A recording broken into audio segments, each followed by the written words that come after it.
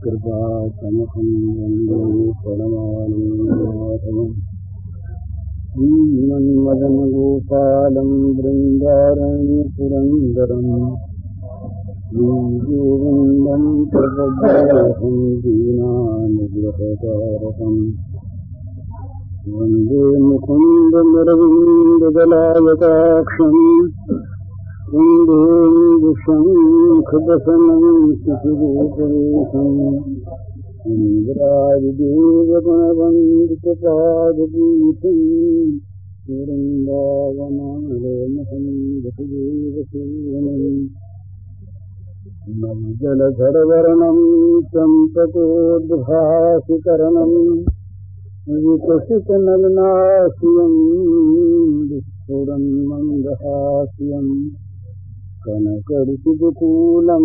चारुगर्हावशीलं कमपि निखिलसारं नौमि गोपीकुमारम् वंशीविभूषितकरान्नवनीरजाभात् पीताम्बरादुर्मदन्दफलाधरोष्ठात् पूर्णेन्दुसुन्दरमुखादरविन्दनेत्रात् कृष्णात् परं किमपि तत्त्वमहं न जाने। बहुत छोटी सी सीमा में हमने अपने को सीमित कर रखा है और उस सीमा के अंदर इस शरीर को, शरीर के नाम को और इनके संबंधी प्राणी पदार्थों को ही हमने अपना जगत मान लिया और हम इसके बने हुए हैं और सारी चीजों को हम भोग्य बनाना चाहते हैं।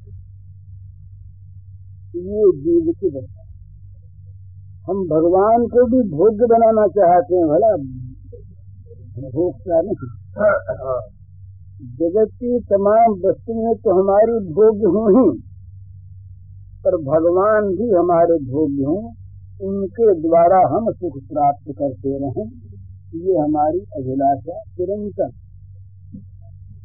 और किसी भाषा में कहें, किसी क्षेत्र में रह करके बोलें, मौन होकर के बोलें, हम बोलते यही हैं कि भगवान हमारे भोग्य रहें और हम अपने रहें, उनके नहीं। इसीलिए सारा दुख, सारी अशांति, ये अशांति दुख तो मिट जाए विश्वास से ही, ये तो बहुत ऊंची चीज। भगवत कृपा में यदि विश्वास हो जाए तो सारी अशांति, सारे दुख तत्काल मिट जाए। ये सिद्धांत है। हम मेरे पास लोग आते हैं, मैं स्वयं भी ऐसा ही कहते, हम बड़े दुखी, बड़ा संताप, बड़ी अशांति, यही बात सुनने को मिलती। पर वो अशांति और दुख का निवारण बाहर से तो नहीं हो सकता। नहीं, अशांति, सारी अशांति, सारे दुख, सारे संताप अभी अभी नष्ट हो जाएं, भगवत कृपा पर विश्वास करना। भगवान की कृपा के बिना तो कुछ होता नहीं। उनकी शक्ति ही सर्वत्र क्रियाशील है और उनकी क्रिया, प्रत्येक क्रिया में उनकी कृपा भरी है।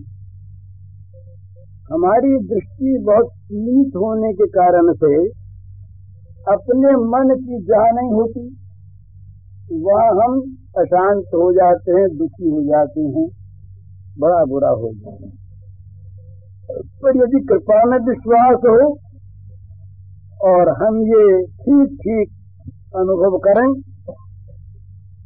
कि उनकी अपनी दृष्टि से, जो दृष्टि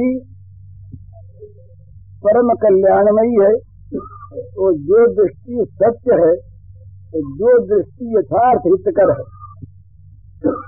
उनकी उस दृष्टि से जो उचित है वही उनकी कृपा से बन रहा है, चाहे वो देखने में कुछ विपरीत प्रतीत हो। तो ये विश्वास यदि हो जाए तो तत्काल शांति मिल जाएगी। किसी डॉक्टर को आप अपना फोड़ा दिखलाते हैं, पेट दिखलाते हैं, जानते नहीं हम, वो कहता है कि भाई इसमें अमुक दोष है, ऑपरेशन कराना पड़ेगा। हम करवाए रहते हैं और स्वेच्छा पूर्वक सुख से कराते हैं। उस ऑपरेशन में दुख नहीं मानते, चाहे वो डॉक्टर भूल भी कर जाए। हमारे वो लड़कियां अरुणा है, उसका पेट का ऑपरेशन कर दिया डॉक्टरों ने, कुछ निकला या नहीं, तो बोले बाहर नहीं निकल गया। उसका ऑपरेशन हो गया, उनका बाहर निकल गया। तो डॉक्टर तो भूल भी कर सकते हैं, पर भूल करने की जहाँ गुंजाइश है उन डॉक्टरों पर हम विश्वास कर लेते हैं कि ये डॉक्टर जो कहते हैं वो 16 सत्य, ऑपरेशन करेंगे वो सर्वथा उचित, और मजे में शांति पूर्वक दुख में सुख मानते हुए। ऑपरेशन में पीड़ा होती है, हाँ, तमाम अंग काट डालते हैं, घाव भरते महीनों लग जाते हैं। इस दुख में सुख की अनुभूति करते हुए हम केवल विश्वास के नाते अपना शरीर, अपना जीवन डॉक्टर को समझ देते हैं। ये सबका अनुभव है। तो जैसे स्वयं अज्ञ, अल्पज्ञ, भूल से भरा, स्वार्थी एक डॉक्टर है, उस पर हम विश्वास कर लेते हैं और तुरंत शांत और सुखी हो जाते हैं। तो भगवान कृपा पर विश्वास करें। उन्होंने एक घोषणा की, सूर्यम सर्वभूतानां ज्ञात्वा माम शांति मृच्छति। भैया शांति के दुख से तुम जल रहे हो, बड़ा सीधा उपाय हम बताएं तुमको, और उस उपाय में स्वयं बंध जाते, ऐसे ही कुछ ठिकाना नहीं। कहीं भक्ताराम कहते थे, एक बात थी भाई, भक्तों के सूरज हैं वो, ऐसी बात उनके मुंह से निकल गई जो हम सभी के सब लोगों के लिए परम आश्वासन, सर्वभूताना। तो हमें प्राणी तो है ना, ये तो हमें मानना ही पड़ेगा, चाहे भक्त न सही। और वो कहते हैं कि तुम प्राणी हो, हम तुम्हारे सूरज हैं। और इस बात को फिर वो उसका फल बताते हैं। इस बात को जहां किसी ने जान लिया कि भगवान हमारे सूरज से शांति मिल जाएगी, पर शांति नहीं मिलती, इसका अर्थ यही है कि भगवान के सौभाग्य पर हमारा विश्वास अभी आया नहीं। तो शांति तो मिल जाती है विश्वास पर ही, दुखों का नाश तो हो जाता है विश्वास पर ही। रहते नहीं दुख, रह सकते नहीं, परिस्थिति कुछ भी हो, कोई परिस्थिति भी भगवत विश्वासी पुरुष को दुख में नहीं डाल सकती। कोई परिस्थिति, किसी परिस्थिति हो, वो भगवान का मंगलमय हाथ उसमें पावेगा। भगवान के मंगलमय करस्पर्श को पाकर उस दुख में, विपत्ति में, भय में, मृत्यु में वो भगवान के वरद हस्त का स्पर्श पाकर और मधुर मधुर अनुभव करेगा, सुखी होगा। लोग कहेंगे बड़ा दुखी, वो अपने मन में समझता रहेगा कि ये समझते नहीं कि हम कहाँ हैं, हम तो बड़े सुखी। ये तो विश्वास की बात। और जहाँ समर्पण हो जाए, समर्पण का अर्थ है अपने को उनका बना देना। अब और अपने को उनका बना देने वाला अपना भी फिर नहीं रह जाना, उनको अपना बना दे, और अपना बना देने वाला जो है वो भी न रहे। तो क्या होता है कि फिर एक बात हम कह सकते हैं कि हमारी पीड़ा, हमारे सुख का सारा ज्ञान उनको हमें नहीं। जब हमारा अहम उनमें जाकर समर्पित हो गया, उनका हो गया, हमारा अहम उनका हो गया, तो वैसी अवस्था में हमारी पीड़ा, हमारा दुख जो कुछ भी दिखता है, इसका भान उन्हें होगा कि हमको होगा।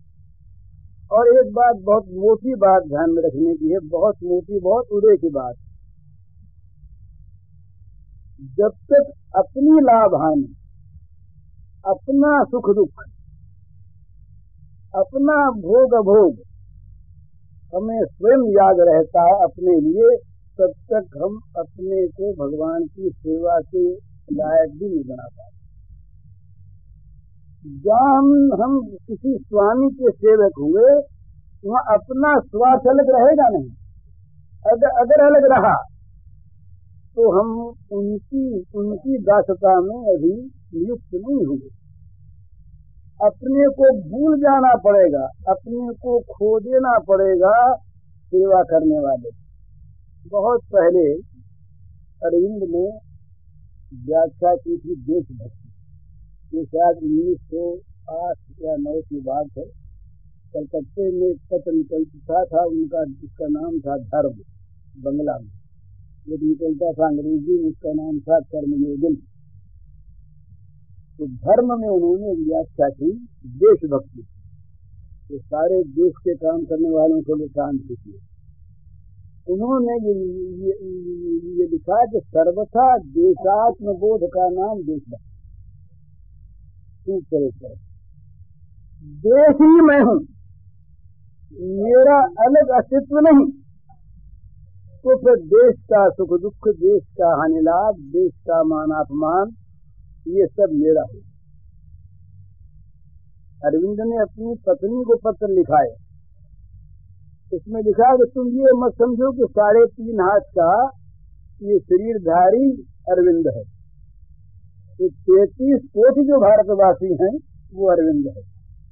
भारत की नद नदियां, भारत के समुद्र, ये अरविंद का रक्त है। इस प्रकार इस विराट में, विराट देश में अपने को जो मिलाकर देश के हानि लाभ मानापमान को अपना अपना माने, वो देशभक्त है।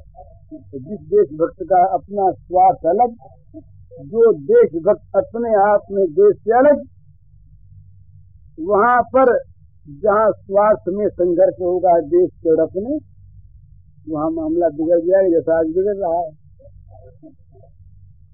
तो अपना, अब अपने को उनका बना देना, ये हुए बिना तो हम अपना स्वार्थ अलग रखते हुए बोल भी हमें तो नींद आ रही है, और इस समय उनको मुट्ठी भरनी, वो नींद भूल जाएगा, भूख भूल जाएगा। और ये हम लोग देखते हैं, जब किसी भी इंद्रिय विषय का आवेश होता है हमारे मन में, बहुत मीठी चीज, उस समय नींद भूख भूल जाते हैं। संसार में निकृष्ट भोगों के भोगने में हम नींद भूख भूल जाते हैं, और कहीं समर्पण में न भूल जाए नींद भूख। समर्पण में वो अलग चीज अपनी बनी रहे, नहीं बनी रह सकती। तो सेवा करने के लिए भी आवश्यक है कि अपना स्वार्थ, अपने आप, अपना कोई भाव अलग न रहे, उसमें मिल जाए। और जहाँ समर्पण है वहीं ये बात है कि मैं तो सदा वस्तु हूँ उनकी, उनकी ही हूँ भोग्य महान। ये राधा ही कह सकती है, गोपी कह सकती है, हम कैसे कहें? एक दिन नहीं, अभी उनका मैं हो गया फिर अपना बन जाऊंगा, ये क्षणिक समर्पण नहीं। मैं तो सदा वस्तु हूँ उनकी, और उनकी ही हूँ भोग्य महान। अब ये भोग्य जो है ना, ये बड़ी सुंदर चीज है। अब ये सतरंगी है, ये हमारी भोग्य, इसको चाहे टांग के ऊपर रख दें, चाहे उल्टी बिछा दें, चाहे कीचड़ में डाल दें, चाहे इसे चाकू से काट दें। चाकू से काटने का दुख होगा तो हमको होगा कि हमारी सतरंगी हमने काट दी गला गई से।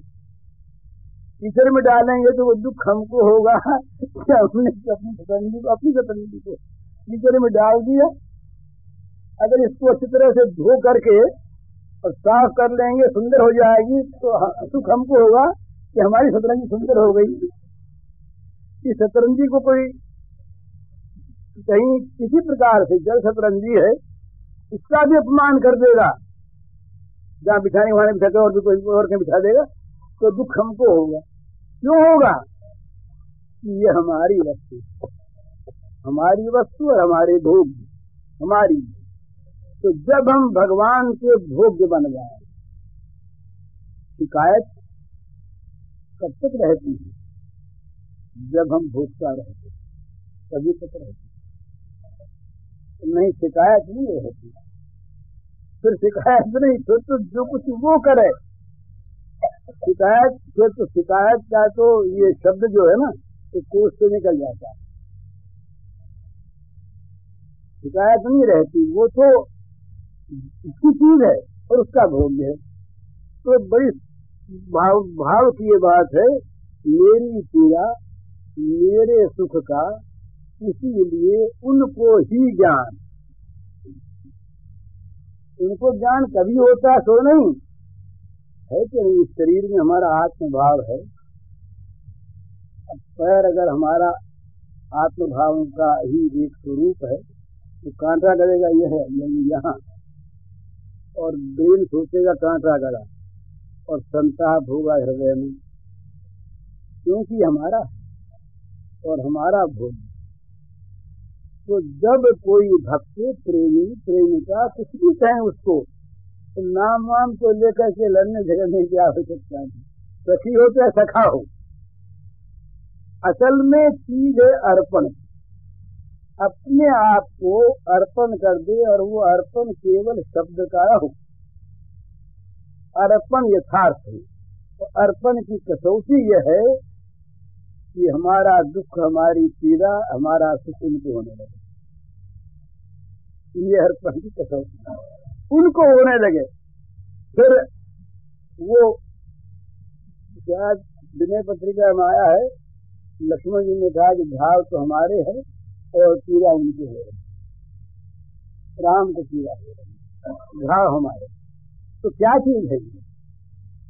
वो जो लक्ष्मण है वो राम के समर्पित है।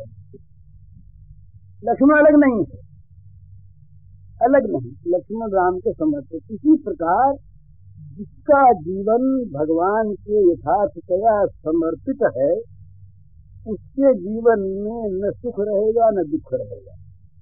उसके जीवन में क्या रहेंगे? प्राण प्रियतम रहेंगे, बस।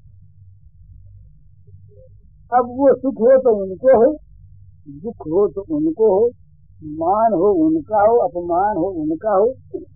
तो ये मानापमान सुख दुख की जो उक्ति है, ये भी कहने भर के लिए, उसको इसकी भी स्मृति है, उसको स्मृति नहीं रहनी चाहिए इसकी। वो तो उनका हो करके अपने आप को खो दिया, अपने आप को खो दिया। अपने आप को खोकर क्या हुआ? वो अचिंत्य और अनिर्वचनीय स्थिति है। प्रेमी प्रेमास्पद का सर्वथा भोग्य बनकर उनके अंदर उनकी इच्छा से उनके आत्मसात हो गए। उन्होंने अपने में उसको ले लिया, अपने साथ मिलाए लिया, अपने अंदर उसको बसाए लिया, अलग रहा नहीं। इसलिए मेरे तन का घाव तथा मेरे मन की जो व्यथा अपार।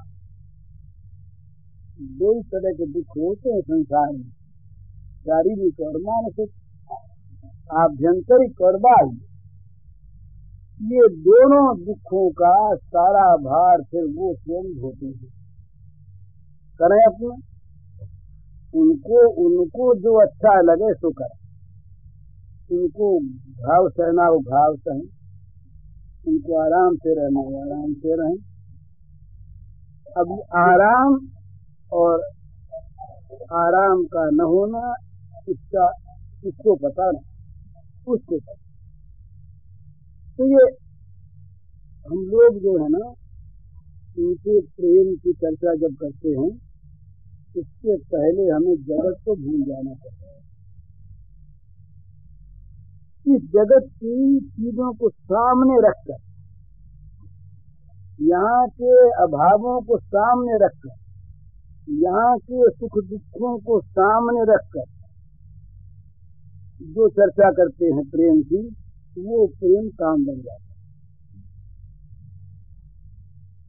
क्योंकि वो उसमें कोई न कोई ठीक भगवान से प्रेम करेंगे, उनको भगवान सुखी करें। और आप ऐसा प्रेम दो हमें कि हम सुखी हो जाएं, ऐसा बोले भगवान से हम लोग मांगते, अपना ऐसा प्रेम दो कि हम सुखी हो जाएं। हम सुखी हो जाएं, ये तो असली उद्देश्य है। और प्रेम न देकर कुछ और देकर सुखी करते हमको, तो हमें उसमें आपत्ति नहीं है। भाई वो कह देंगे तुमको प्रेम तो नहीं देंगे, तो सुखी कर देंगे, बोले अच्छी बात, सुखी कर दो, प्रेम न सही सुखी दे दो, कोई बात नहीं, आवश्यकता तो हमें सुख की है ना। तो प्रेमी की ये मांग नहीं होती कि हमें सुखी कर, वो तो स्वसुख की कल्पना लेश से शून्य होता है। स्वसुख की कल्पना का लेश उसके मन में नहीं होता, इसीलिए वो उनका होता है, इसीलिए उनकी पीड़ा का, दुख का ज्ञान उनको होता है, इसको नहीं। वो सारा शरीर जो है, वो शरीर फिर ये नहीं रहता, इस शरीर में सारे अंग प्रत्यंगों में वो स्वयं आकर बस जाता। ये कल्पना नहीं है, ये यथार्थ सत्य है, भावुकता नहीं है। तो सत्य ऐसी ही चीज है। तो वहां फिर क्या होता है, वहीं पर लीला का विस्तार होता है। लीला के लिए क्षेत्र चाहिए, उन्मुक्त क्षेत्र चाहिए। हमारे जीवन में, हृदय में जहाँ वासना, कामना, भोग, अहंता, ममता इत्यादि बने हैं, वहाँ तक सारा क्षेत्र नाचने का विरुद्ध है। भगवान नाचे, कहीं कूड़ा पड़ा है, कहीं मैला पड़ा है, कहीं गंदगी पड़ी है, कहीं गढ़ा है, कहीं आग लगी हुई है। हमारे जीवन का यही तो स्वरूप है। कहीं गंदगी है, कहीं कूड़ा है, कहीं मैला है, कहीं आग लगी है, कहीं जल रहा है, यही तो हमारे जीवन का स्वरूप है ना। तो क्षेत्र उन्मुक्त नहीं, सारा क्षेत्र कूड़े से, गंदगी से, जलन से भरा। यहाँ उनका नृत्य विहार, लीला विहार कैसे हो बताइए। उन्मुक्त क्षेत्र होना चाहिए, जहाँ पर उनके नाचने के लिए जगह मिले। हम लोग जब कीर्तन करते हैं, हमारा कीर्तन तो कुछ होता ही नहीं, ये तो लोग दिखाओ, इसी लोग बिहार जाए जगह दे दी जाती, लोग नाचेंगे।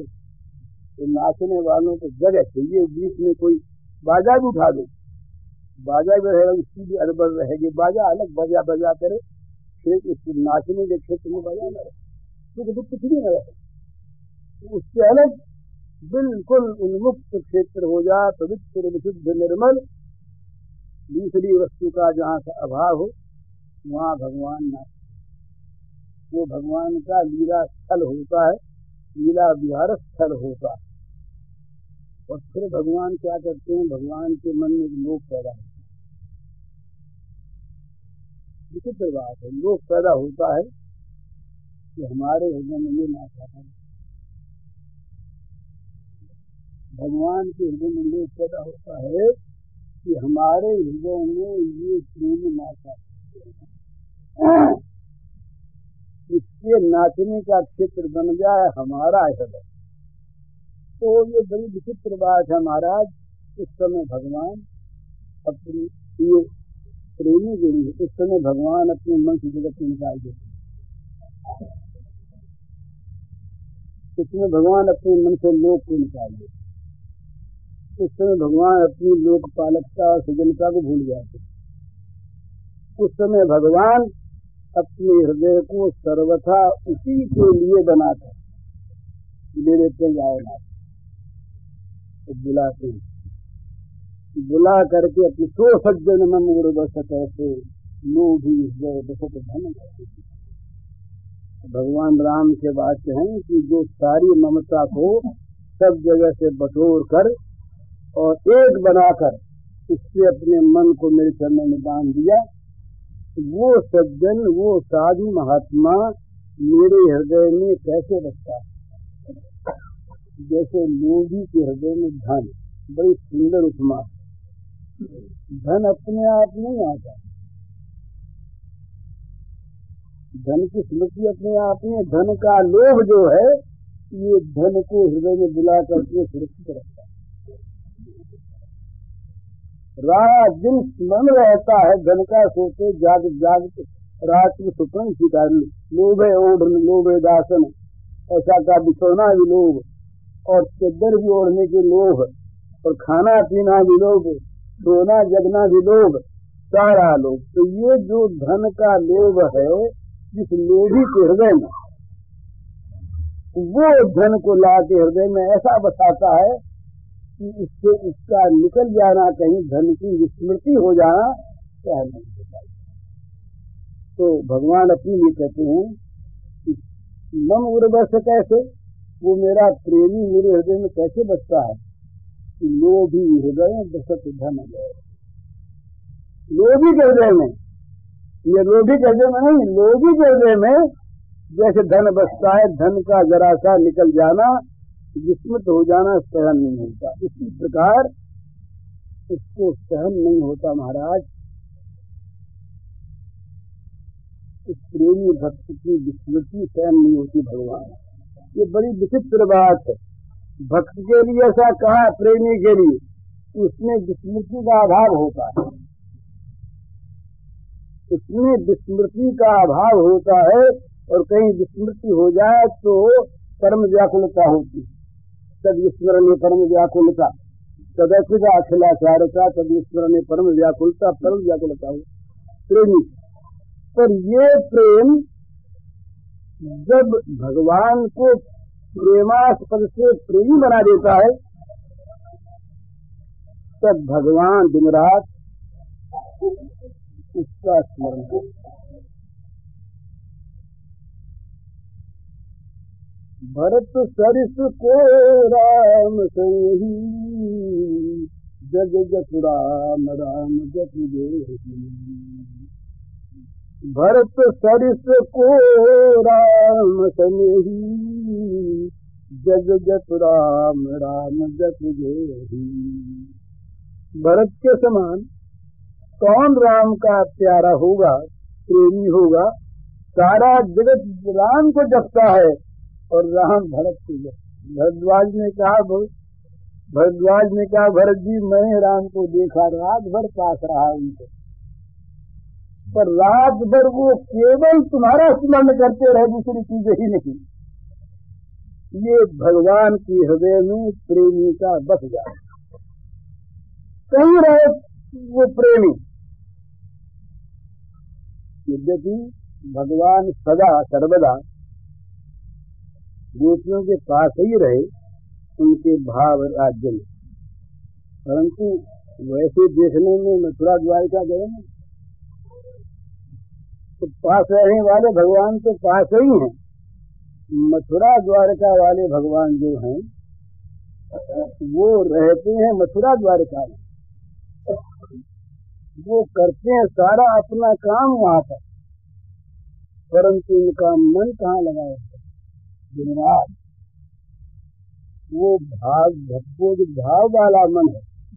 मन भगवान का एक मन अनेक बन जाए, एक शासक मन है, एक राजा मन है, होता है ऐसा। सीता के वनवास दे दिया, फिर राम के दो मन बने, एक राजा राम का मन और एक सीता के प्राणेश्वर राम का मन। राजा राम का मन संतुष्ट है, क्योंकि वो तो प्रजा का रंजन चाहता है ना, भोगी के बाद भी क्यों न रहे, प्रजा रंजक राम पसंद। और सीता के प्राणपति राम का हाल देखिए क्या होता है। राम जीवन भर उनका महाराज रोते बीतता, रातों रोते हैं वो, एक क्षण भी उनसे रहा नहीं जाता बिना रोए। तो भगवान इसका स्मरण करते हैं प्रेमास्पद का किसका, जो अपने को उनका बना चुका, जिसकी अपनी कोई अलग सत्ता नहीं रही, जिसका अलग कोई कर्तृत्व नहीं है, सारा अस्तित्व जिनका उनके अस्तित्व में समर्पित हो गया, तो सारा कर्तृत्व जिनका उनके कर्तृत्व में समाप्त है। उसकी स्मृति एक द्वारिका का एक भाव है। तुम बोल दो ठीक, ये द्वारिका से भगवान संदेश भेजते हैं। द्वारिका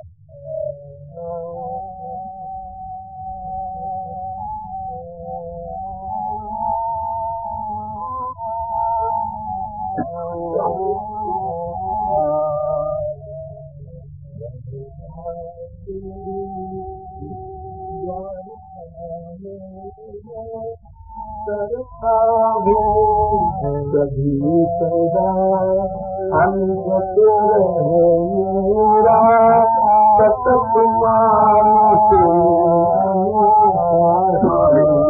नहीं है, सदा अनगत रहे मेरा सतत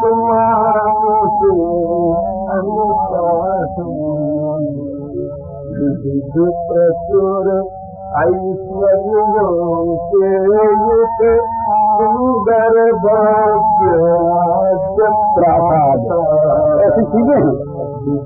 प्रचुर ऐश्वर्यों से युक्त सुंदर भव्य प्रासाद, रमणीय सहसों से जग मज पूजाते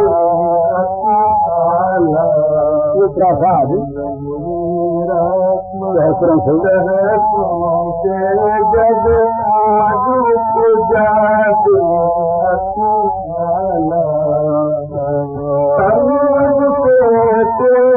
स्वागत विनय विभूषित जलित सारी दुनिया जो बढ़कर सुबगुण रूपवती निर्मल नारी, यहाँ की द्वारिका की रानियों का वर्णन कैसी है? बढ़कर सुबगुण रूपवती निर्मल नारी, तन मन से सेवारत विनय विभूषित दलित तुम्हारी, तन मन से सेवारत विनय विभूषित दलित गर्वसारी, से बढ़कर शुभगुण रूपवती निर्मल नारी, निर्मल नारी नहीं है, से बढ़कर शुभगुण रूपवती निर्मल नारी, राजकाज करता सब अनलक, राजकाज अपनी बात करते हैं सब अनलक कृति में सदा सचे, द्वारिका में है ना, राजकाज करता सब अनलक शत्रु कृति में सदा सचेत, राष्ट्र नीति की रक्षा करता, राष्ट्र नीति की रक्षा करता, सदा सतर्क धर्म समवेत, धर्म युद्ध रक्षा करता है, नीति की रक्षा करता, सदा सतर्क धर्म समवेत, सावधान और धर्म युद्ध रक्षा और अनेकों अतिदायित्व सब करता काम, ये सब और अनेकों अतिदायित्व सब करता काम, पर भर भी नहीं भूलता, पर क्षण भर भी नहीं भूल सकता मैं तब मुख चंद्रमा, पर क्षण भर भी नहीं भूल सकता, क्षण भर भी नहीं भूल सकता मैं तब मुख चंद्रमा। स्वप्नराज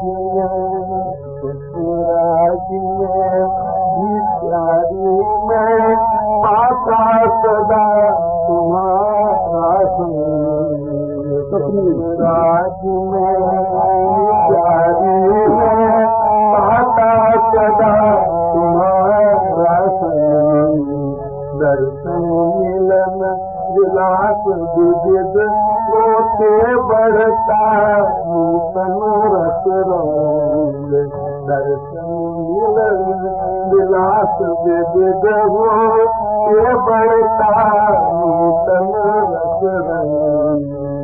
बहता नित्य प्रभात तुम्हारी मधुर रूप सजिता निर्बाध, बहता नित्य प्रभात तुम्हारी मधुर रूप सजिता निर्बाध।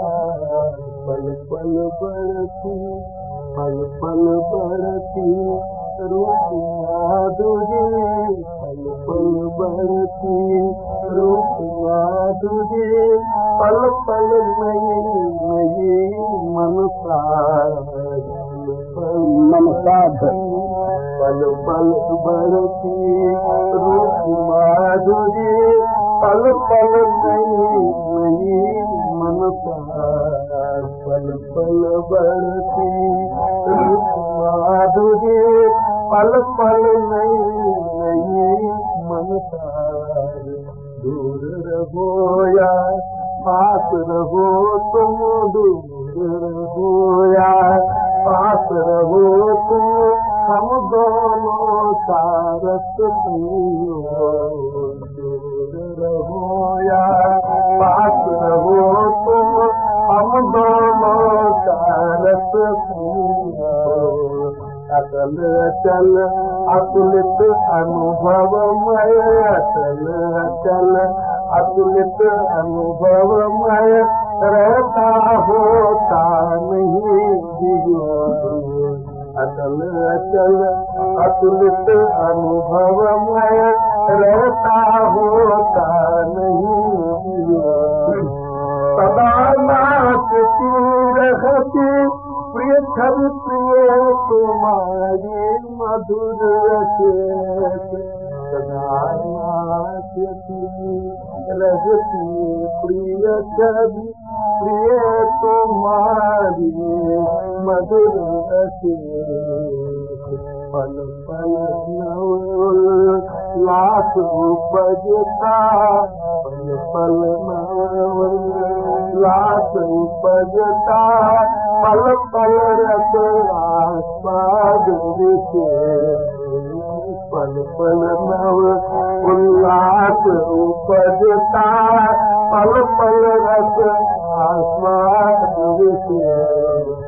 सदा नाचते रहती प्रिय छवि, सदा नाचती रहती प्रिय छवि प्रिय तुम्हारी मधुर रचेत।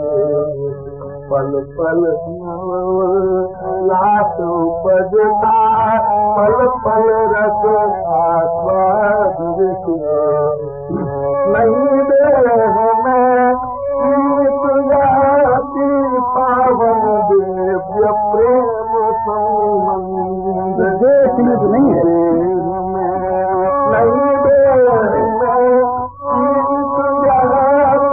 पावन दिव्य प्रेम संबंध।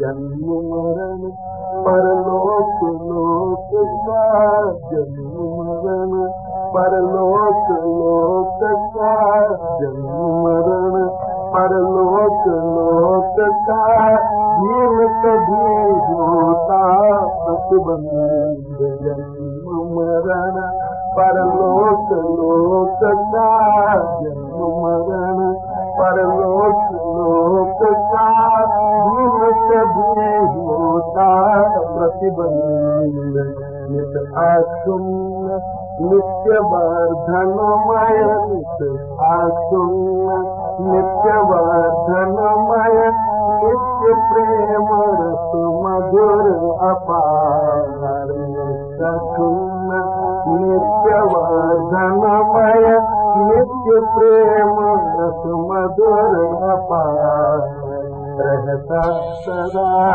सुधा कुचिन्मय रहता सदा सुधा कुचिन्मय काशी माद रहित रहता सदा सुधा कुचिन्मय काशी माद रहित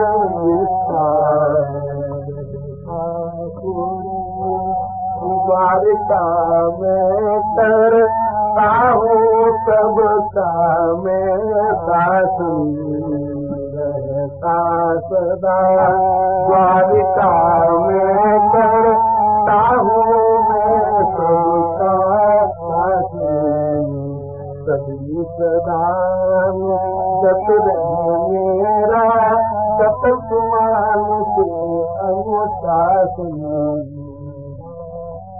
अब इसमें क्या समर्पण है, कैसा समर्पण है, इसका कुछ हम अनुमान लगा सकते हैं। ये भगवान के उद्गारों से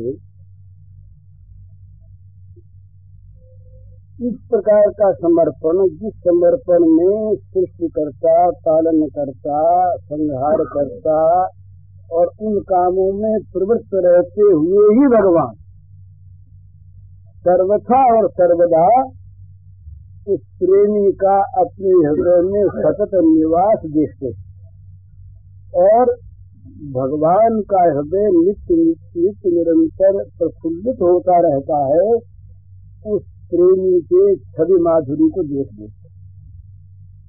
तो इसके मूल में क्या है? इसके मूल में है समर्पण।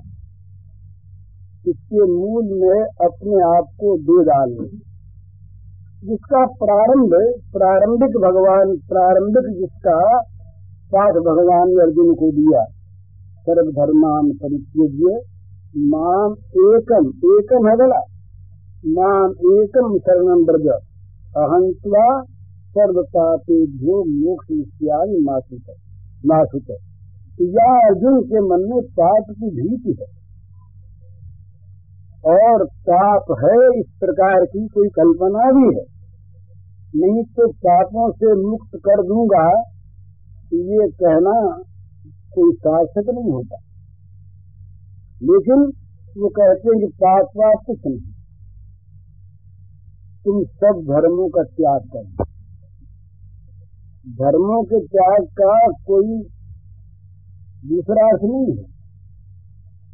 सर्वधर्मान है वहां पर, आश्रय वाश्रय नहीं, सारे धर्मों का त्याग करके।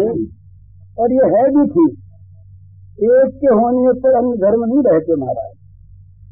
एक धर्म एक वचन लेना, काय वचन मन पति पद प्रेमा, दूसरी वस्तु नहीं रहती, दूसरा भाव नहीं रहता, तो दूसरे धर्म रहे कहाँ? तो लोक धर्मान कहा गोकर्ण जी, तो धर्म सततम एक धर्म रह जाता है। तो भगवान का जब भगवान के प्रति जब विश्वास पूर्वक मनुष्य अपने को समर्पण कर देता है, ये सबसे पहली सीढ़ी, उसमें क्या होता है? उसके पाप नाश हो जाते हैं, वो चिंता भय दुख से मुक्त हो जाता है। ये शरणागति की कसौटी। साफ शब्दों में भगवान ने कहा, हम तो सर्पादि मुक्त से मारे, तुम एक मेरे शरण में आ जाओ, फिर ये चिंता पाप दुख ये मिट जाएंगे। ये पहली चीज। सन्मुख होने दिए हुए जब ही कोप जन्म अघनाशों का नहीं प्रपन्नाय तवास्मित व्याचते, ये भगवान के वाक्य हैं। इसके बाद जब इस शरणागति से आगे बढ़कर शरण्य लोग के आगे बढ़कर जब वो भगवान को प्रेमास्पद मान लेता है और जब शरणागत अपने आप को भूल जाता, अपने आप को पूर्ण रूप से शरणागति दास्य भक्ति में हो जाती है। शरणागति दास्य भक्ति एक ही चीज। शरणागति में सच वात्सल्य और मधुर को स्थान नहीं है, ये जरा समझने का विषय। शरणागति में सच को, वात्सल्य को और मधुर रस को स्थान नहीं है। शरणागत है ना, वो दीन है, हीन है, मलिन है, अयोग्य है, वो शरण्य है, सर्वसमर्थ है, सर्वशक्तिमान है, दयालु है। तो उनके प्रति ये अपने आप को चरणों में डालकर दीन होकर शरण में आ गए। ये सख्यता कैसे करेगा? बराबरी का जाया कहीं शरणागत कर सकता है, और कहीं शरणागत हाथ में लकड़ी लेकर झुदा मिला कर शासन कर सकता है? और क्या सारे व्यवधानों को मिटाकर मधुर रस का आस्वादन कर सकता है शरणागत? ठीक है। इसीलिए अर्जुन को अर्जुन बनना पड़ा। पीछे कथा पाताल खंड में आती है कभी पुराण। तो शरणागति के पश्चात ये रसों का उदय होता है। रसों का उदय होते होते जब रस पूर्ण निष्पन्न अवस्था को प्राप्त होने जाता है, तब वहां पर उज्ज्वल रस की, मधुर रस की उद्भावना होती, प्रकट होता है। तो वो मधुर रस फिर अनंत है। मधुर रस इतना ही है, ऐसा ही है तो नहीं। और उसमें फिर मधुर रस में देह की सीमा नहीं, लोक की सीमा नहीं है, नाम की सीमा नहीं है, जगत की सीमा है।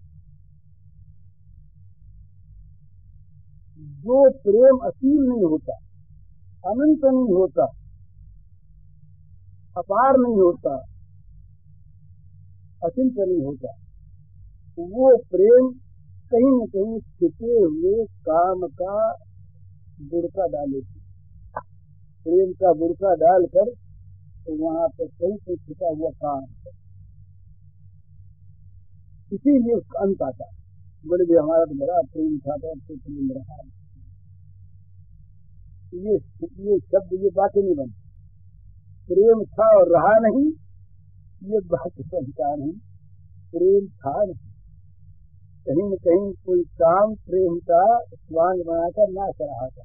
चाहे वो स्वर्ग काम हो, चाहे मोक्ष काम हो, तो चाहे नीच भोग काम हो, कहीं न कहीं काम नाच रहा था प्रेम का स्वांग बनाकर। जहाँ प्रेम का प्राकट्य होता है वहाँ तो असीमता अपने आप आती है, अनंत तक। उसमें देह की सीमा नहीं।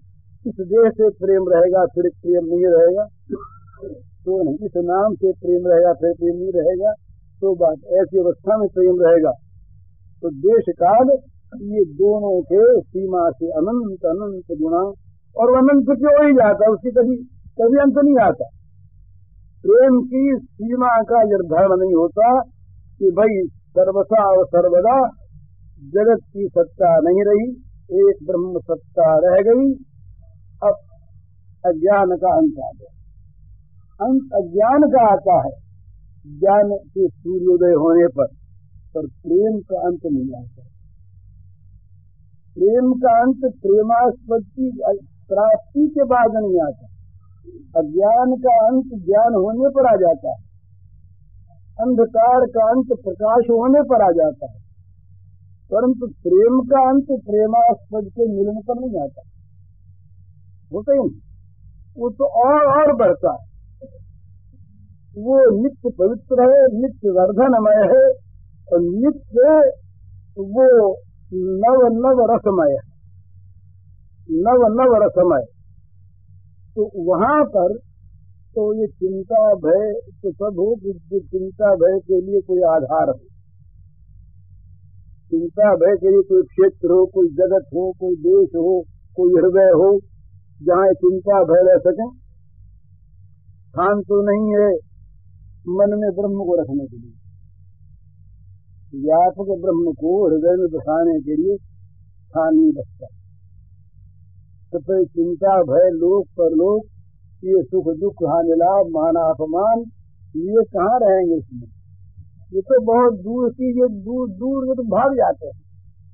ये जितने भी द्वंद्व हैं, ये सारे द्वंद्व भाग जाते, पास नहीं रहे। तो सबसे पहले करना यह है, सबसे पहले करना यह है कि उनकी मंगलमयी कृपा पर विश्वास है। और वो कृपा इतनी अबाध और इतनी अभेदमयी है कि उसकी, उस कृपा के लिए विश्वास के अतिरिक्त किसी भी और अधिकार की, योग्यता की आवश्यकता नहीं। ब्राह्मण हो चांडाल हो, पुरुष हो स्त्री हो, वृद्ध हो बालक हो, निरोग हो रोगी हो, धनी हो गरीब हो, किसी देश का, किसी वेश का, किसी वर्ण का, किसी जाति का, किसी धर्म का, पापी निष्पापी कोई प्राणी हो, पुरुष नपुंसक नारी नर जीव चराचर के, बस कोई हो जिसने विश्वास पूर्वक अपने आप को भगवान के चरणों में डाल दिया, बस उसको भगवान ने अपनाया। जहाँ भगवान ने अपनाया, पहली चीज तो ये हो गई कि जीवन सुखी हो गया। जीवन सुखी महाराज होगा नहीं, ये जो हम लोग देखते हैं ना, सभी हम लोग भोगों से सुख की आशा रखते हैं। ये कितना बड़ा महान अज्ञान है। आज तक के जगत के अचिंत कल्पों के इतिहास में भी कभी ये चीज बनी नहीं, बन सकती नहीं कि किसी को भोग से शांति सुख मिला है ही नहीं।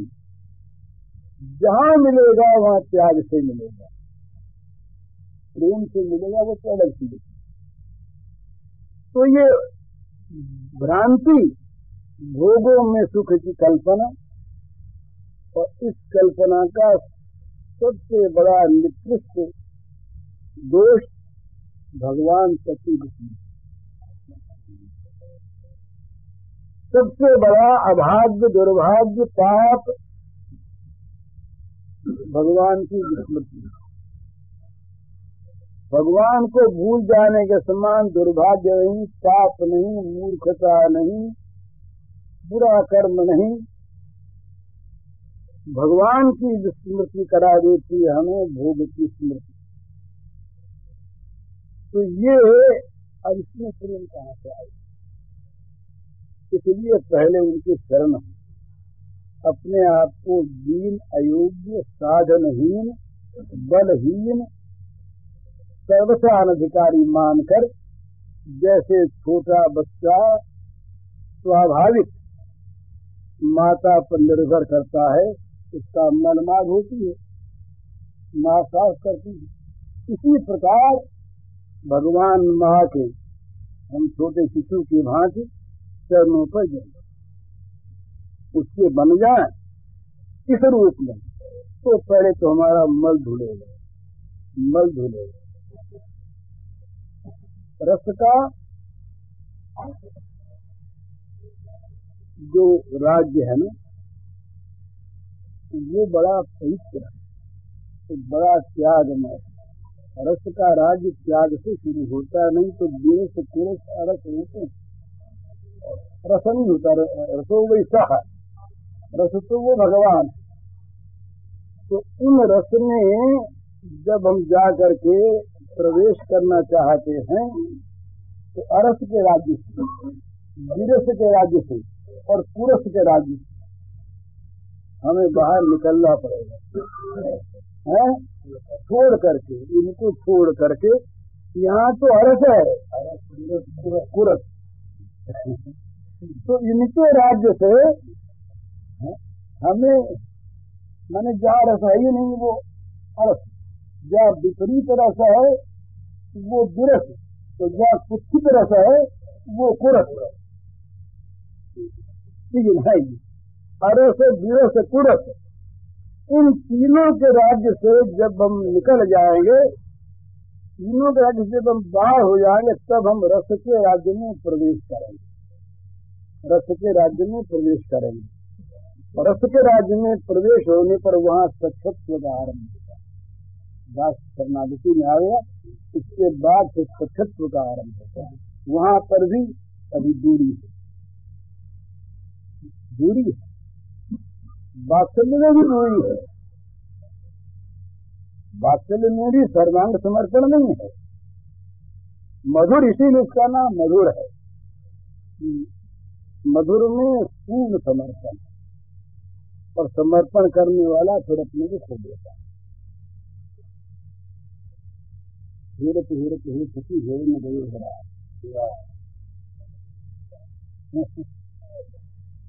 वो हिरण ढूंढने वाला खो गया, ढूंढने वाला खो गया। आपने देखा रास पंचाध्यायी में, जब भगवान वहां पर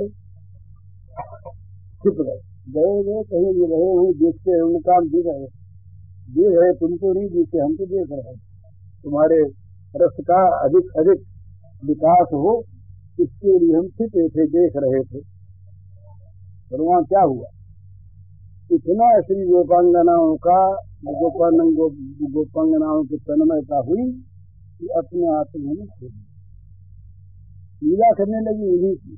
श्री कृष्ण पहला प्रेम विचित्र तो हुआ राधा रानी से, गए नहीं थे, वो थी तोड़ में ही, तो प्रेम विचित्र हो गया, छोड़ गए। ये भाव है वहां।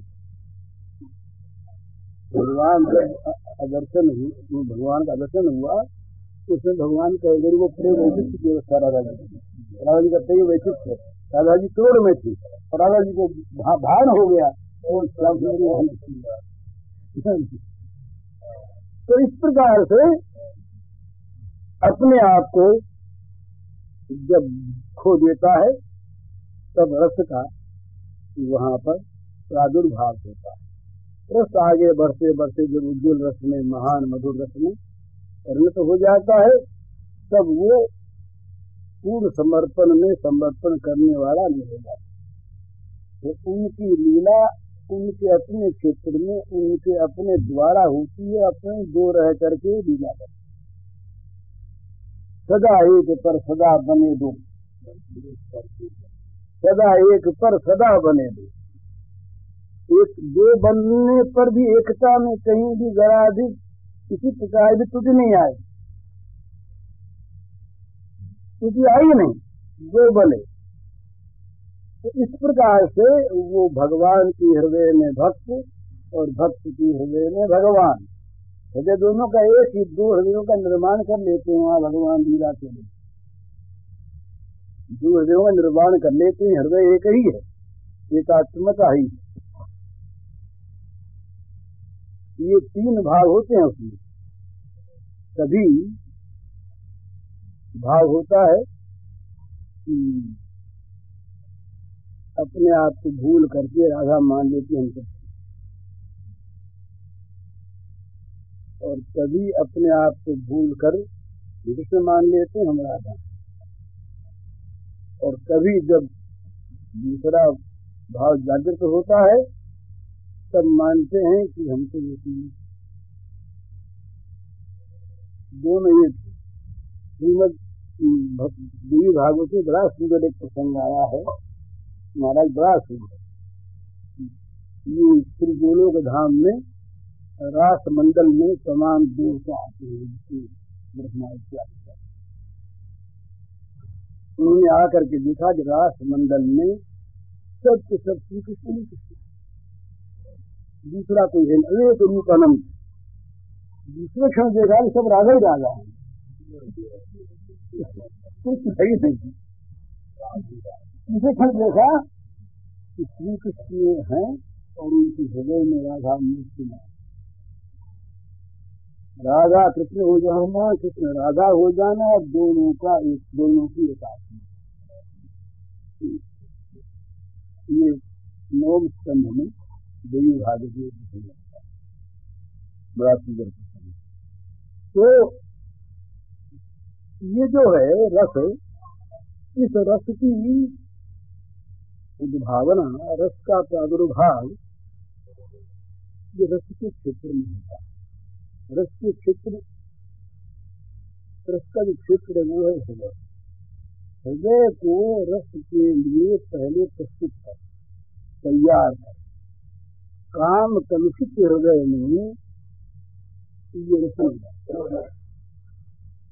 त्याग पूर्ण हृदय में, त्याग से हृदय धुलता है। भला ये बहुत ध्यान रखने योग्य वाक्य है कि भोग से हृदय मलिन होता है तो त्याग से धुलता है। जितना जितना भी भोगों की अधिक प्राप्ति, अधिक वासना होगी, हृदय मैला होते चला जाएगा। क्या कम प्राप्ति हुई थी नहुष को, इंद्र तो प्राप्त हो गया, पर हुआ क्या, हृदय इतना मैला हो गया कि वहां इंद्र के आसन पर बैठती पाप में प्रवृत्ति हो। तो भोग का स्वभाव है, यदि भगवत अर्पित भोग हो तब तो प्रसाद है, और नहीं तो जितना जितना भोगों का बाहुल्य और भोगों की कामना अधिक अधिक होगी, उतना उतना हृदय मलिन होगा, जीवन मलिन होगा और भविष्य मलिन होगा। ये सिद्धांत है। और जितना जितना हमारे हृदय में भगवान आवेंगे भोग के अतिरिक्त, उतना उतना हृदय निर्मल होगा, पवित्र होगा, त्याग से पवित्र होगा। त्याग बिना भगवान नहीं आते, त्याग बिना शांति नहीं मिलती। त्यागा शांति निरंतरम, त्याग होगा तो शांति आवेगी, शांति होगी तो सुख आवेगा, अशांत से कुछ सुख आएगा। इसलिए सबसे पहले ये देखना है कि भाई भोग है तो रहो। हम भोगों के नाश के बाद निकल डर जाए लोग, अभी भोग रहे पर भाई भोग में। पूज्य श्री भाई जी के इस प्रवचन का शीर्षक है शांति कैसे मिले, और इसका कैसेट संख्या है 13।